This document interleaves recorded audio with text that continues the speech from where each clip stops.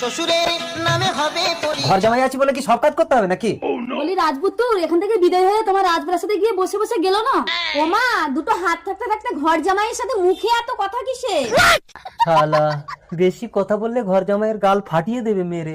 আয় মা, ডিম আমলেট আর বিস্কুট দিয়ে চাটা খেয়ে নে, তুই তো বেরোবি।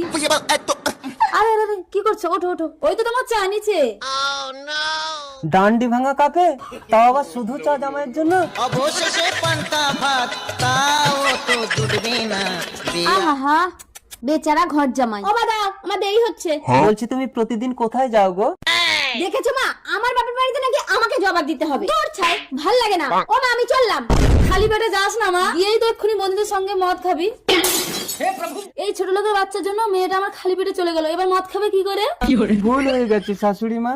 ভুল হয়ে গেছে, সারাদিন কান্দ্র ওটার বস। বিয়া কইরা কি ঘর জামাই থাইকো না।